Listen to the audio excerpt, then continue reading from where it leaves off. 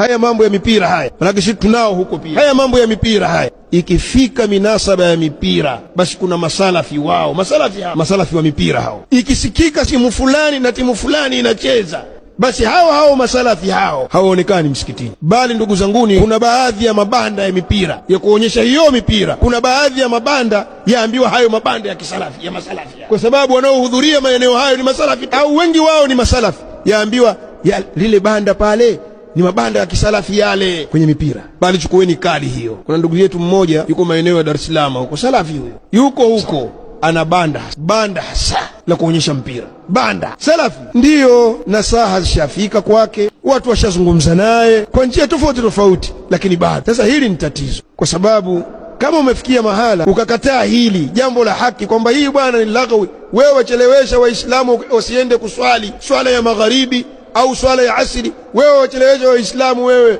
yani wewe pia wachangia. Kama haki hii imekufikia na wewe hutaki kuifanyia kazi, basi fahamu kwamba wewe ni wale ambao Mtume alayhi salam amewataja kwamba wewe una kibri pia, kwa sababu kibri ni kukataa haki na kudharau watu. Sasa hii ni mifano iko katika jamii. Kuna masalafi mipira, kuna masalafi wenye mabanda hasa. Sisi tuseme tu masalafi hawa kama katika jamii yetu wapo, watakikana waachane na mambo haya, ni mambo ya lahu. Kama wapo katika jamii hizi, kwa sababu huko mjini huko tuwafahamu, jamii hii hatuwezi jua huko, lakini huko mjini huko kuna masalafi wajua kabisa wakati wa mpira, ukisikia timu imecheza timu fulani, la asiri umuoni bwana. Na mara nyingine magharibi safu zikapungua misikitini. Wapi? Mbona leo hivi jamaa? Mwambia shekhe wapi bwana? Wewe uko wapi bwana? Hujui bwana? Sijui. Basi watu wakuambia leo kuna mpira. Yani ina maana masalafi wameenda. Sasa ndugu zanguni, hebu tuikubalini haki pale inapotujia, isije tukaingia tukawa miongoni mwa wale ambao Allah subhanahu wa ta'ala akawageuza nyoyo zao